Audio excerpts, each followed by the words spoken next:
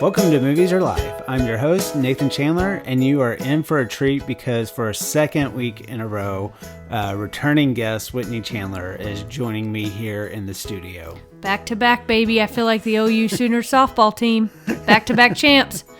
Back to back, right? Yeah, I'm hoping I'm on again next week. Okay. Oh, lots of pressure there. Well, this is really exciting. It's kind of a two-part podcast.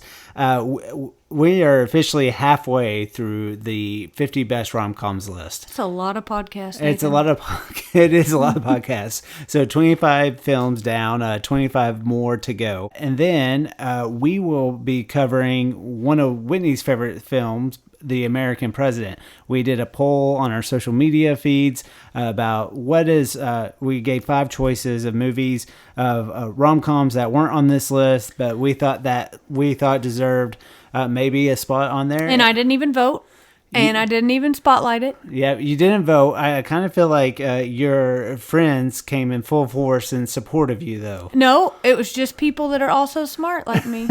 So it was overwhelmingly... Can't blame it that people like that movie. Yeah, the American President The people won. have spoken. Yeah, the people have spoken. So we'll talk about that movie. But before we jump into that, so Whitney hasn't watched all of these romantic comedies with me, but generally you've been either part of it or kind of in or out of some. You've seen many of them. Is there any kind of feelings that you have kind of watching these?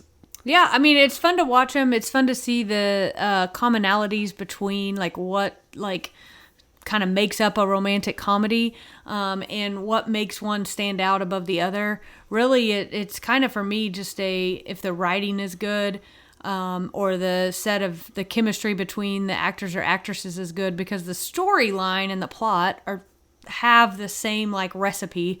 And so sometimes if they're a little different or off the wall, but really if the writing is good, I like quick writing with lots of talking, or if the actors or actresses are great, and it kind of is what sets it apart for me. Yeah, I think a big surprise for me in a way, especially, I had this list and I kind of was afraid that it would get a little repetitive watching these. And honestly, not at all. I've enjoyed them every time I've started them.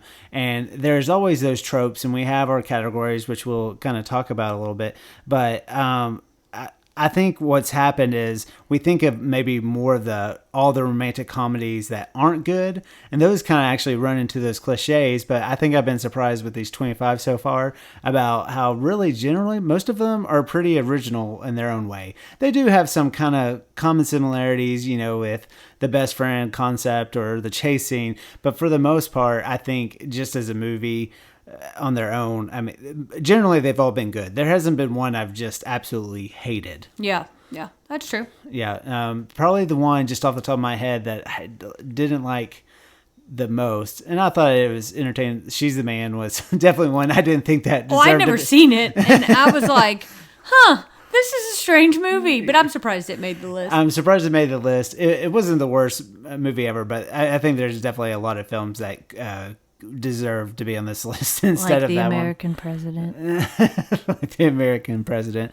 Another one, probably some people would probably go after me. I liked Working Girl. It wasn't my favorite movie ever, but I can see how people are tied to that movie. Yeah, sure. Yeah. Had you seen that one when we started watching that? No. I mean, I had, but not it wasn't one I had watched over and over or remember it. Yeah, so I thought it was fun. So what I did was I got this spreadsheet out, and so I took all the guest ratings and then all my ratings, and I combined them and averaged them out to kind of get overall so far, how the movies stack up. So first I thought I'd go through the categories and at least just quickly go through which ones made the top of the list. And then, so anyway, the first one was, first category is the romantic chemistry. And so the combined, here's the ones that have the greatest chemistry. And so I'll start from bottom to top, the top 5. So 500 Days of Summer, and then Palm Springs, The Cutting Edge, Sleepless in Seattle, and Notting Hill.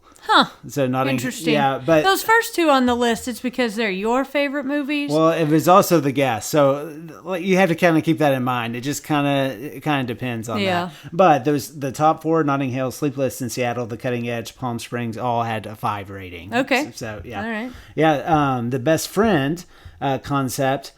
These were all rated 5. Okay. So just quickly, Jerry Maguire, Notting Hill, Sleepless in Seattle, While You Were Sleeping, 4 Weddings and a Funeral, The Holiday, The Princess Bride, Say Anything, 27 Dresses, and Amelie. So, yeah. Okay. Yeah. So, soundtrack.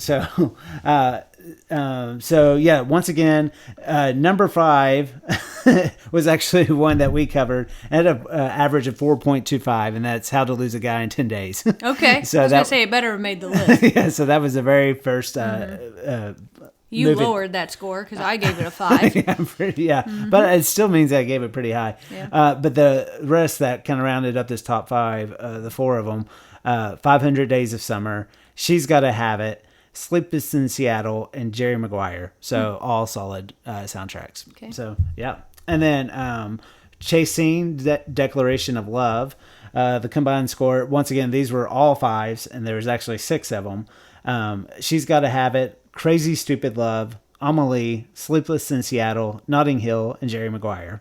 So we're getting a lot of repeats here, I think. So, and then the combined rewatchability, which this doesn't surprise me because, I mean, romantic comedies, I think as a whole are generally just, they tend to be rewatchable. That's why people like them, you know? Sure. So more than 5 right here, but these were all got number 5s. But 500 Days of Summer, Palm Springs, 10 Things I Hate About You. Tara will be happy about that one. How to Lose a Guy in 10 Days.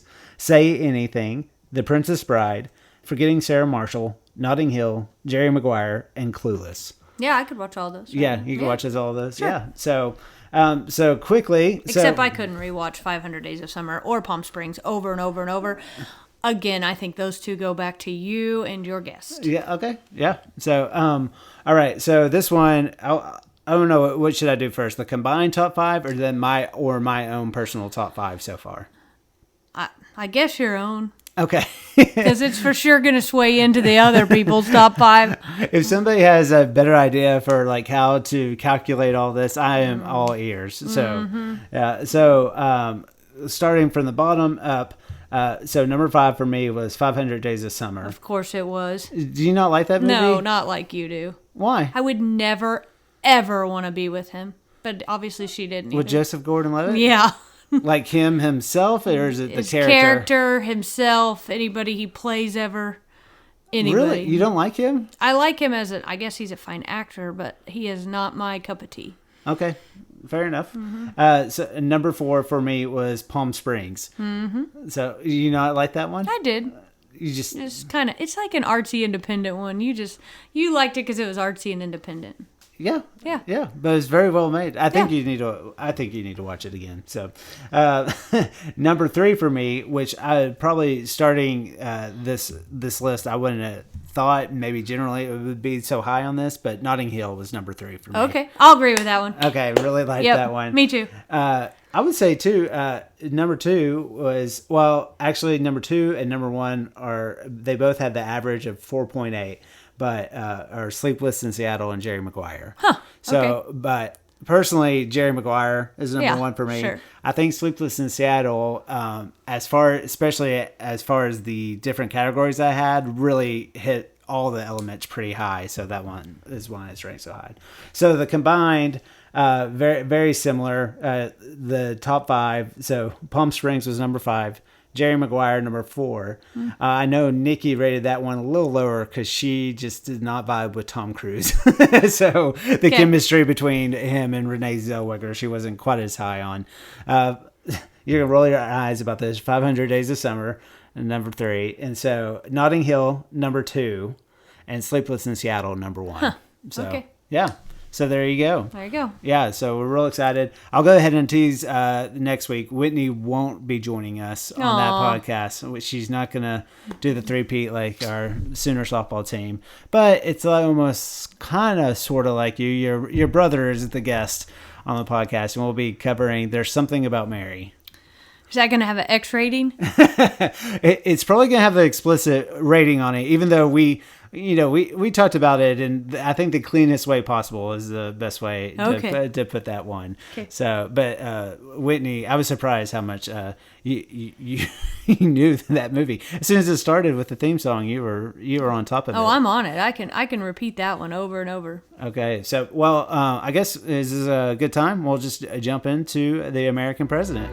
What would happen if I called Sydney Wade and asked her to be my date at the state dinner on Thursday evening? President can't just go out on a date. I'm having dinner at the White House. I'm having lunch at the Kremlin. I don't know what happened. One minute I was calling him a mockery of an environmental leader. The next minute I had a date. She didn't say anything about me. Well, no, sir, but I can pass her a note before study hall.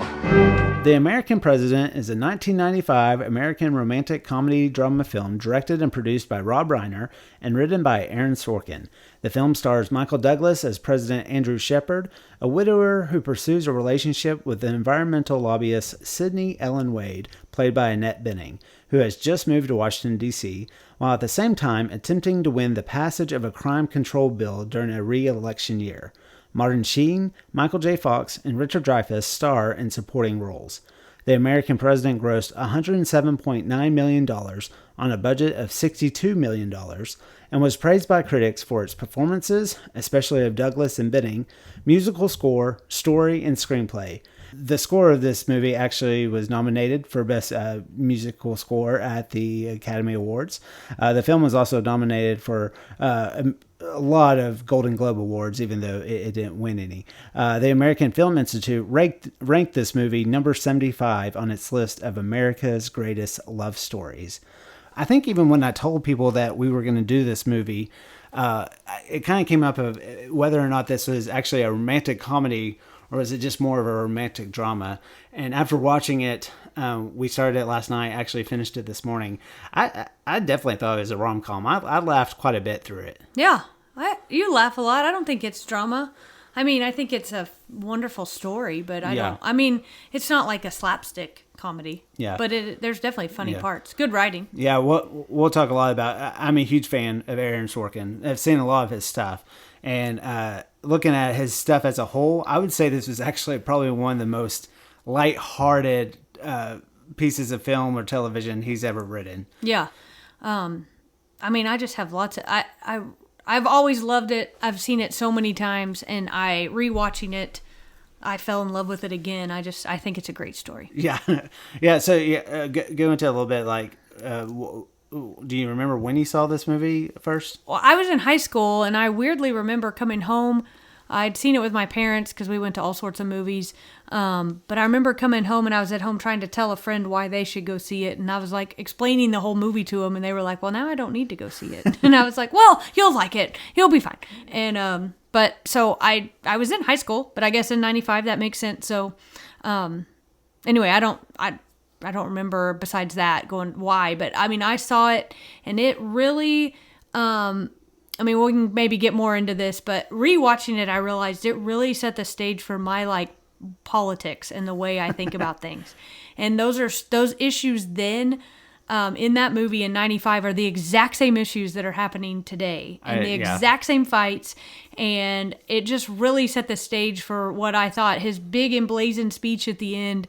I immediately started crying again, and it has nothing to do with the romance side of it for me. I'm never one to cry at romance. Sorry, Nathan. But it was just about him finally standing up for the right thing and finding his voice. And I know now that I work in youth and government, maybe that's why I work in youth and government is all because of the American president, but it just immediately made me start crying again. The other piece of legislation is the crime bill. As of today, it no longer exists. I'm throwing it out. I'm throwing it out and writing a law that makes sense. You cannot address crime prevention without getting rid of assault weapons and handguns. I consider them a threat to national security, and I will go door to door if I have to, but I'm going to convince Americans that I'm right, and I'm going to get the guns.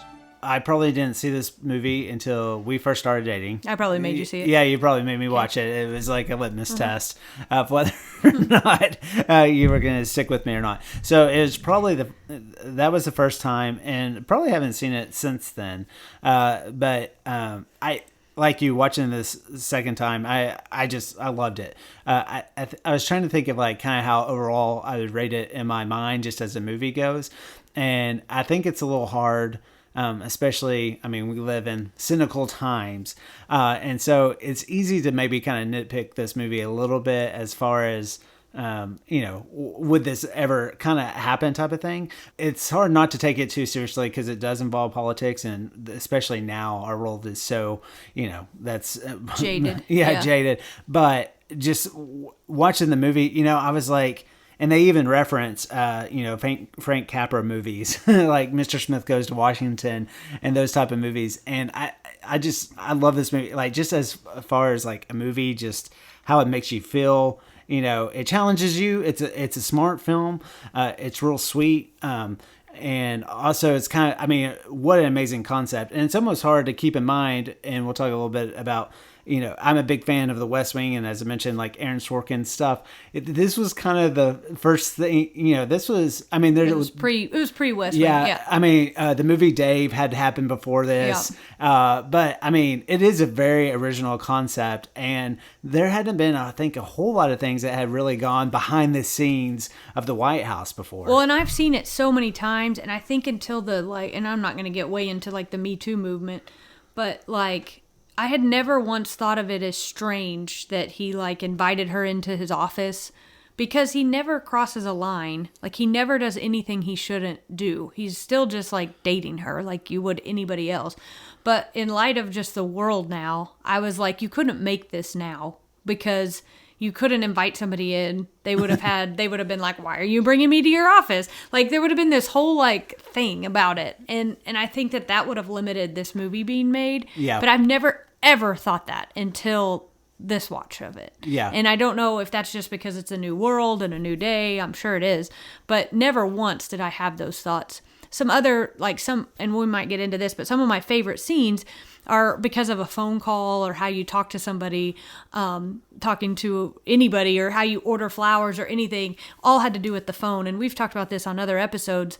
Cell phones have really changed the face of a movie. You can't have the same like stick comedy that you could with a regular phone or a landline or anything like that. So I think it's just so interesting to watch this movie is just like how much of a prep it was for The West Wing, because there's even, especially at the beginning, I think when he's walking to the Oval Office, I mean, you get that walk and talk style that became so famous in The West Wing. But then because it's Rob Reiner's direction, it's still Sorkin's dialogue, but not a whole lot of movement. It's kind of a little bit more static, not in a bad way, but how it cuts across and everything. But the two work together in A Few Good Men, and it's almost, even though those are two different films, it has that, I mean, definitely the rewatchability factor, but just you're just invited in this world and behind the scenes kind of look. A Few Good Men was kind of that first look behind military law, basically, and it's just so easy to get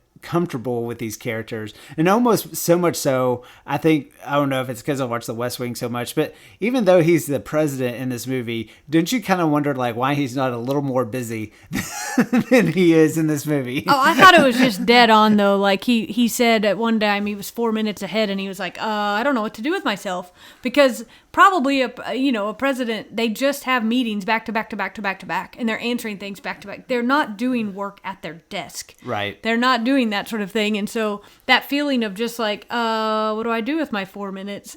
I've always thought that was funny, and it's just spot on. And now that I'm in the type of like running a program where you're around a little bit more of that, being in Washington, seeing how much the aides do and how much they're telling them to do, it's so spot on. Yeah. And they just like really immerse themselves into that world to like catch on to, and how mad they would get if they just go against them. I just think it's great. Yeah, we kind of almost jumping to the end, but basically the moment where these two characters connect at the end, and they're just by themselves in the Oval Office, and then people slowly start coming in about. I really liked Michael J. Fox in this movie a lot, but we liked his character a lot. And to me, it seemed realistic. If he comes in the room, he's the first one to see them together. They're clearly having this moment, and he just can't help himself. He knows he probably shouldn't say anything, but he goes ahead and interjects, and I think that plays out really well. Yeah, for sure. Yeah.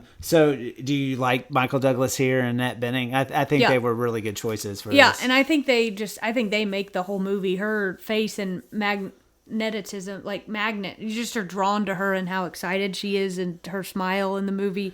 And I just think he plays it really well too, where he's a little cocky, but he also is a little nervous around her, and it makes sense to me. I mean, the whole thing made sense to me. So I think they're perfect in these roles, just because he has the. You believe that he's a president. You know, he has this this charisma that that a president has to, and so. But then also, I think she's perfect for the role, just because you believe that she's this lobbyist and feels very passionate for what she does. But maybe unlike him, she can kind of separate a little bit more of her personal and her work persona. They're almost like two different. Where the whole kind of struggle he's in this movie is like where do the two play, how do they play out, and I like that concept of that, and I also like how they don't go really heavy into the backstory of how his wife passed away, but it's always something that's there. But it's an interesting concept of like, you're the most powerful man in the world, but then you have to start this new personal aspect of your life and how that would even happen. Yeah, well, and I always like. They set it up so well, showing the tension between his best friend, and he keeps telling his best friend, he keeps AJ to call him Andy, and he won't do it. He keeps referring to him as Mr. President, and they set up the whole story about how he was the best man in his first wedding, and they went to college together and all this stuff, and so you knew they were just pals, but he still would only refer to him as Mr. President, and then later, when Sydney's able to call him Andy in the room, you realize that she's crossed a line with him and a barrier, and that she truly likes him. And I just liked how they did all of those things, so you knew they had progressed their relationship without them coming out and telling you like they have been together this long. There's several scenes where Michael Douglas and Martin Sheen, who later famously became the president in the West Wing series. So it's kind of funny. Was he the chief of staff? Yeah. I mean, that's who I assumed. And so there's a lot of scenes where they're shooting pool and where a lot of these conversations happen. And I don't know if you pay attention to this sort of thing, but both of them very good pool players. I kind of wondered because they actually, when they're talking, doing the dialogue, and then he's calling his shot and he's actually making it. I don't know. I was kind of impressed by that. Yeah, that was just CG stuff put in there. CG stuff? I don't know.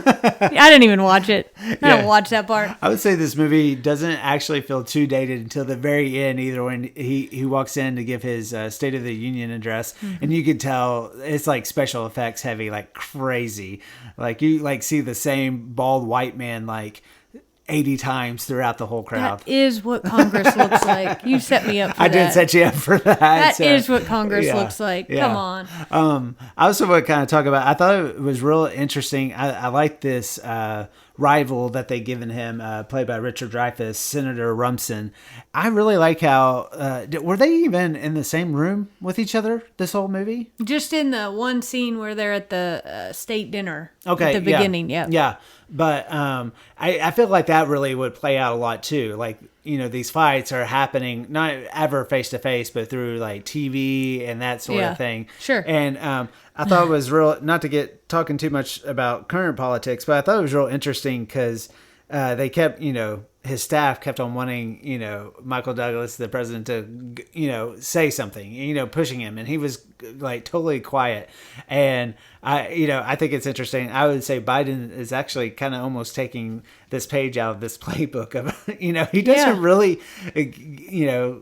just fights back. And I mean, it literally has set the stage for how I think about all of politics. But I mean, you see it played out all the time. Rumson's, if ironically his tagline is "The Pride is back," Yeah. which is hilarious because back then nobody thought of pride as In that way. But the pride is back, just talking about, make America great again. The pride is back, and just how you tell people what to think, and get them on your side. And it's been playing out that way forever.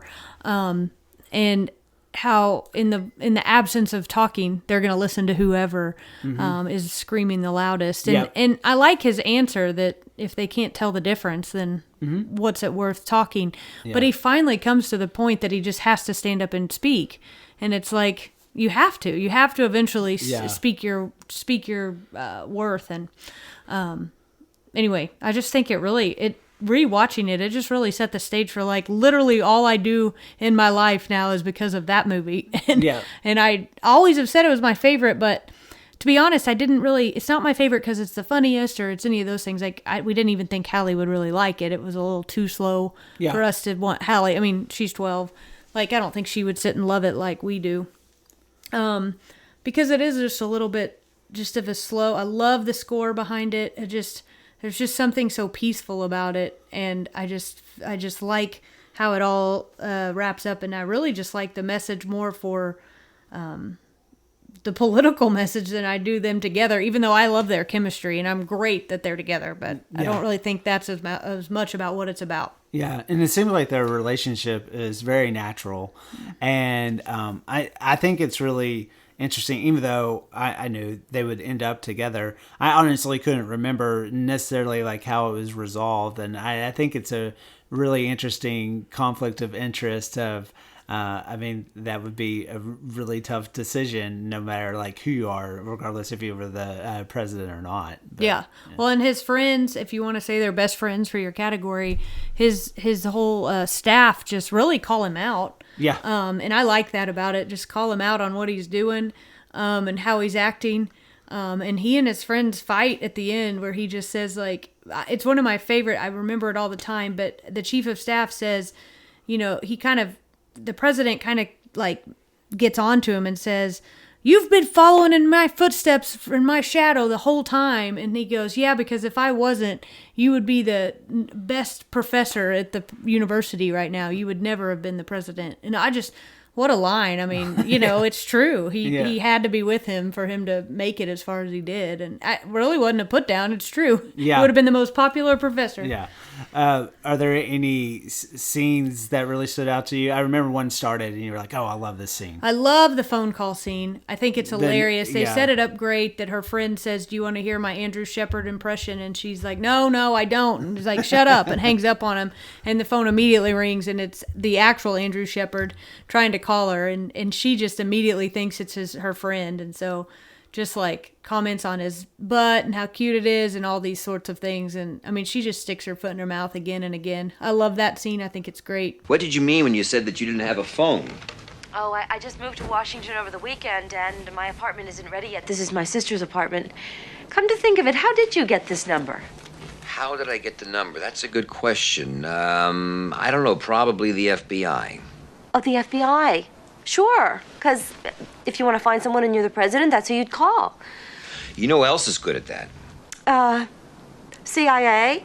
Well, yeah, but I was thinking of the Internal Revenue Service. They have these computer files that, I should stop stalling. I love the scene in the room when she comes to break up with him, and he has a 4-part plan about how they should slow down and how they can be together.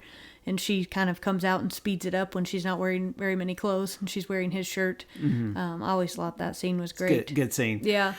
To me, it proved that you could have a very sexy scene.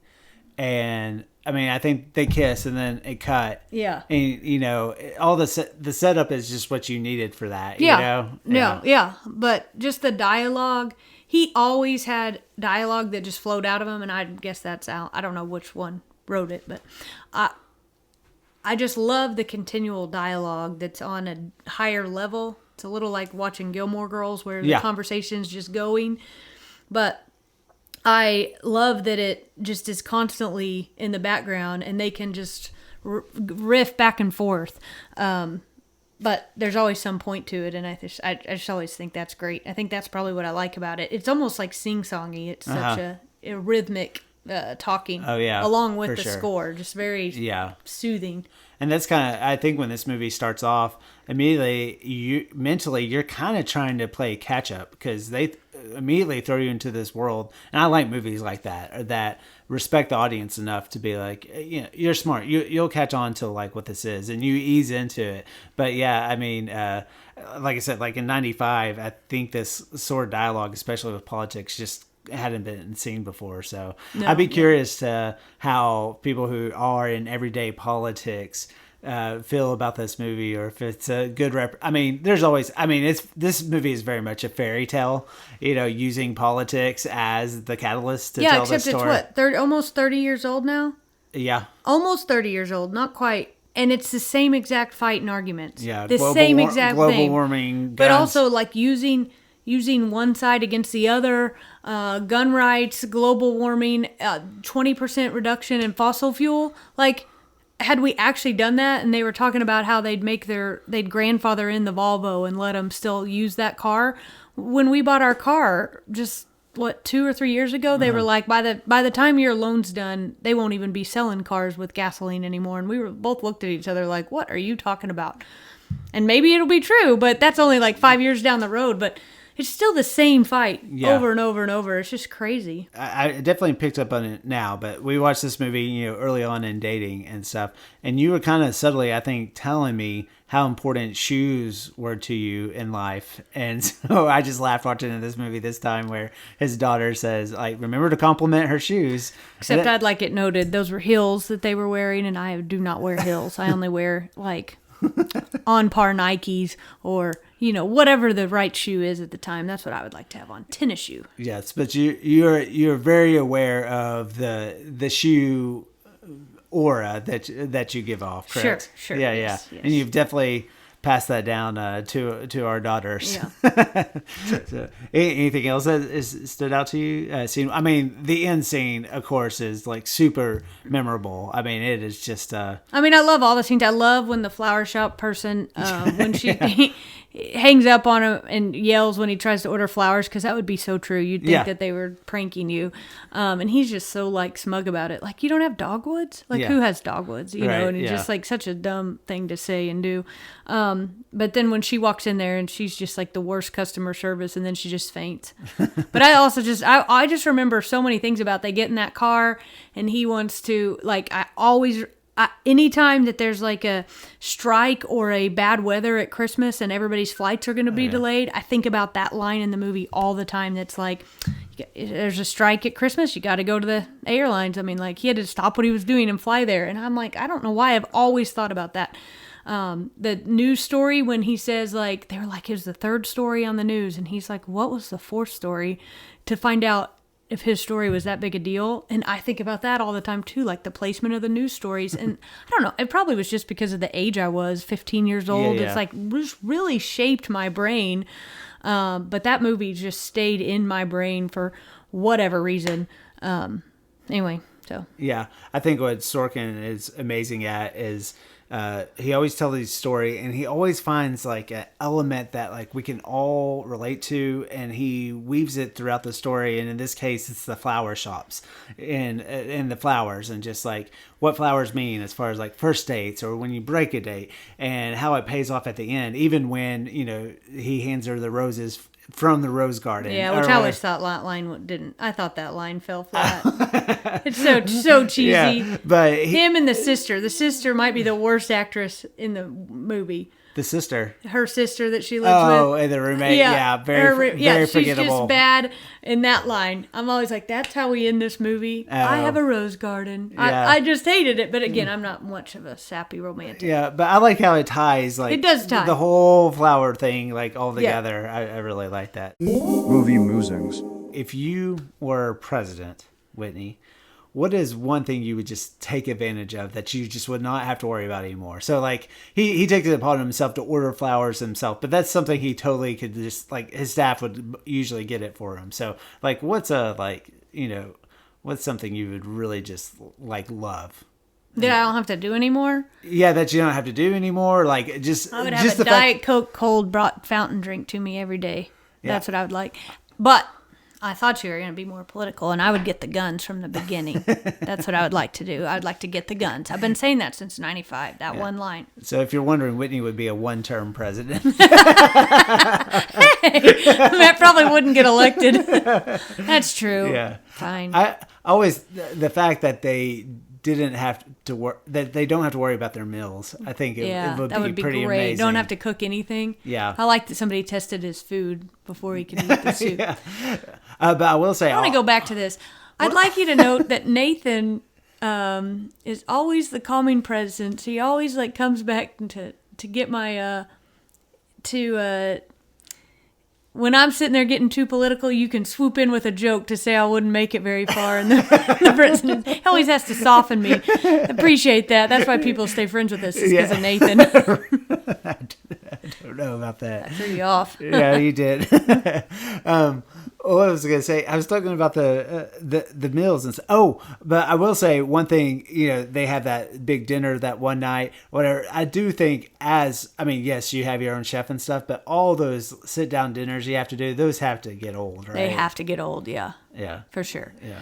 So, Nathan, I got a movie musing question for you. Okay. So, in the scene, he has to call and ask for her to go out with him to the dinner. Yes. And do you remember somebody that you called and asked out on a date?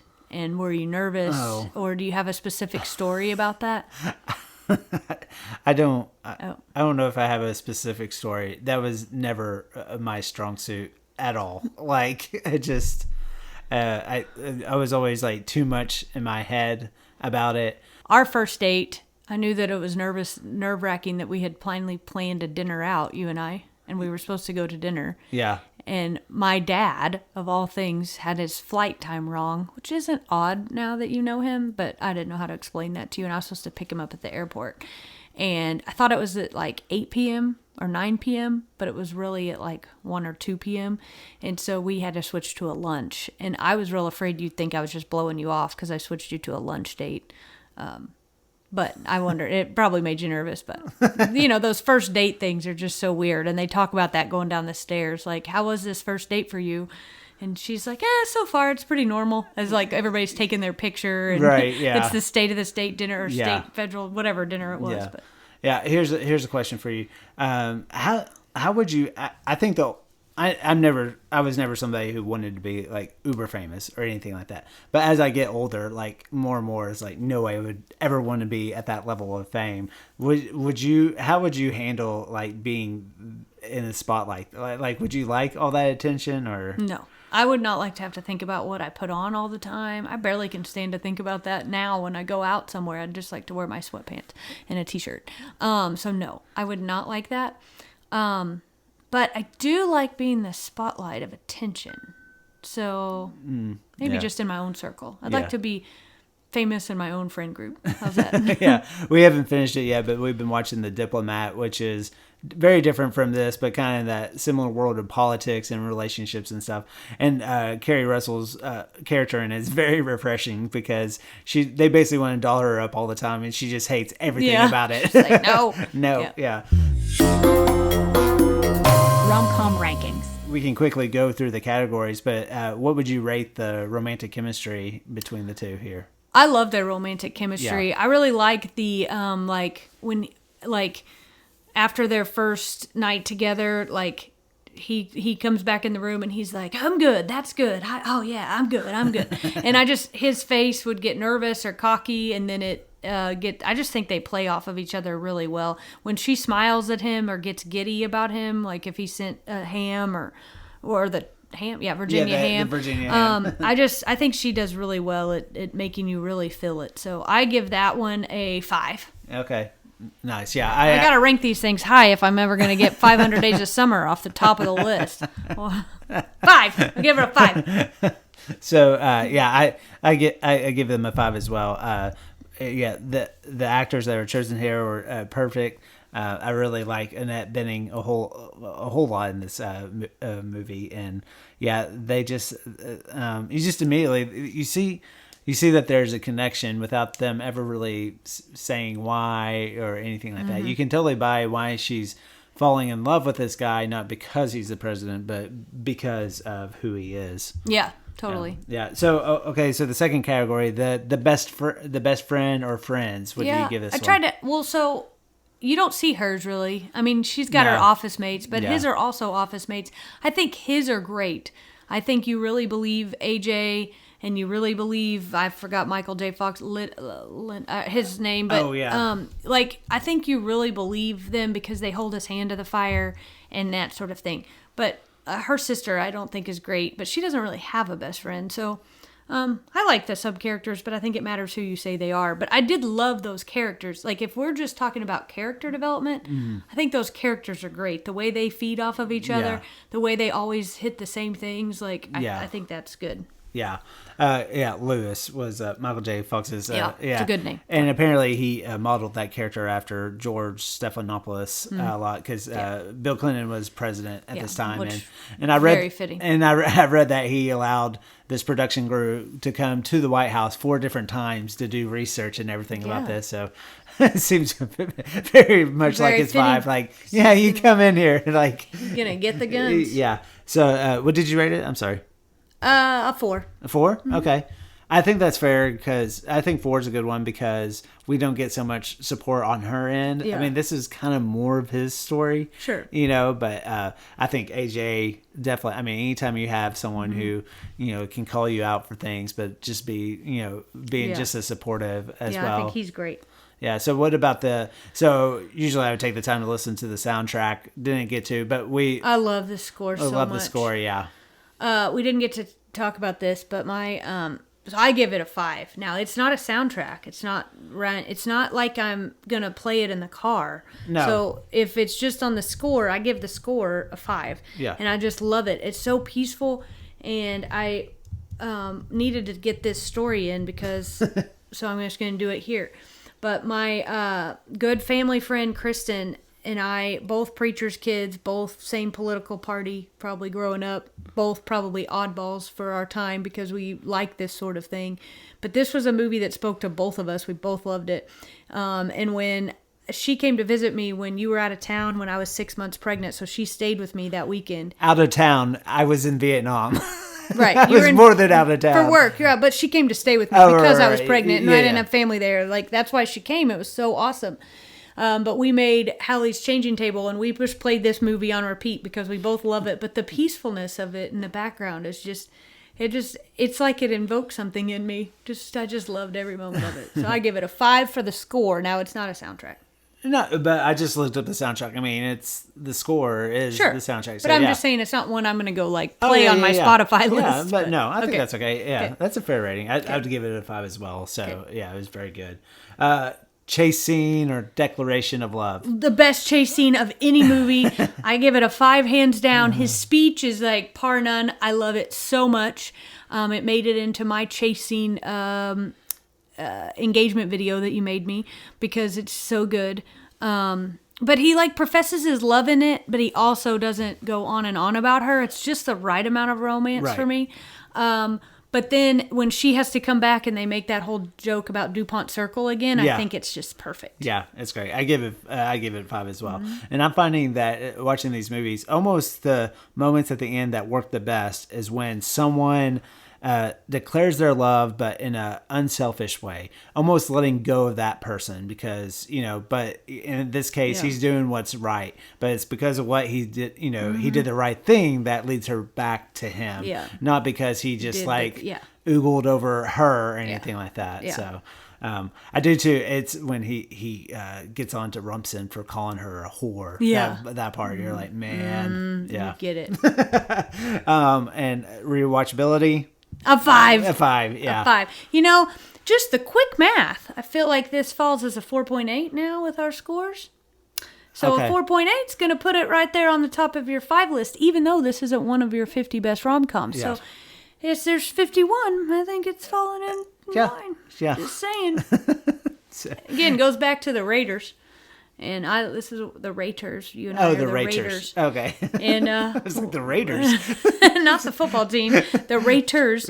And I like it, and you have to like it because otherwise you'd be in trouble. Yeah, I will say there was a little part of me as we were watching this today that I was like, what if I don't like, because I watched this with you when we started dating, so you leave yourself open a little bit more of like, yeah, I'll like that because she likes it, that sort of thing. So there was a little part of me that was like, what if I don't like this movie as much as she does? Well, we didn't talk about it all day because I was actually afraid of you what were you were afraid? going to say. Oh, okay. I didn't think you were going to like it. Why? I don't know. I laughed all the way through, and you didn't laugh quite as loudly as I did. Are you sure it's because you couldn't hear me over your laughter? I don't know. We laugh very differently. I'm more of kind of like a type of guy. How'd that go? Oh, man. I don't believe that. No, why not? I love Aaron Sorkin. I generally love Rob Reiner films. I just felt like you should love it, but I was a little anxious about like where you were going to sleep tonight if you didn't like it. Just kidding. Well, it's very fitting that if this, this should be on the list. Rob Reiner, just off the top of my head, has two other films on this list. The Princess Bride being one of them. And can you think of the other one? No, I don't know. When Harry Met Sally. Oh, When Harry Met Sally. Yeah. And he was very much involved in Sleepless in Seattle. He's an actor in that movie, but he helped kind of produce that. And they're also, they're not slow, but they're also like make you feel so calm. Yeah. I don't know what that is. Yeah. Mm-hmm. Soothing, calm and present. Soothing, that's the right word. Yeah. Recommendations. So is there anything you've been recommending to people? No, but I just finished. Well, I'm in the process of the third one, but thanks to a friend, I started listening to Beartown by it's a hard last name, Beartown, and then the second one of Us versus Them, or Them versus Us. Maybe I should find out. By Frednick Backman? Yep. Okay. And I have adored them. And then now I'm on The Winners, the third one, and you need to listen to them in order. So start with Beartown. They are long. If you were just going to be reading it, it's really long. But if you're listening, I mean, they're like 13-hour books. The last one's a 21-hour book. But I listen in 2-speed, so you should go. And they are just outstanding. So that's my recommendation. Nice. I haven't. Well, there hasn't been a lot of episodes, but my recommendation is going to be, if you've been missing, the writer strike's going on right now. Personally, for us, kind of talking about politics, I'm really missing Seth Meyers, and especially his... How we get the news. Basically, yeah. Probably not the best way to receive your news all the time. But anyway, a new podcast has come out. It's called Strike Force 5. And it has all the late night hosts that have come together doing a podcast talking. So Stephen Colbert, Jimmy Fallon, Jimmy Kimmel, Seth Meyers, and the British. I'm doing this off the top of my head. John Oliver. And so they've come together to do this podcast. And so it just started, but all the benefits of it go to the writer's staff while they're on strike. So it's pretty cool. So if you're missing those voices in your life, it's pretty cool. And it's way different than way back in the day. I mean, it was like late night wars. These guys didn't talk to each other. And it's just kind of, I think it's fun that these guys have come together and they're really just... They're just really just telling stories and stuff like that. So that's my recommendation. So awesome. I hadn't even told you about that one yet. So nope. So all right. Well, thanks so much for listening. If you we want to hear what you think about this podcast. Tell us your thoughts about the American president. Why you love this movie so much. I mean, you guys spoke and wanted it done, so you liked it too. Yeah. There you go. So of course, visit the website moviesyourlife.com for episode reviews and more. And I can't stress it enough, if you can think of anybody that likes movies, that enjoys just fun conversations like these, please share this podcast with them and tell them about it. So that's the best way to get the word out about these things. It's just word of mouth. And don't forget, we're going to get the guns. That's a good way to end. All right, everybody, have a great week.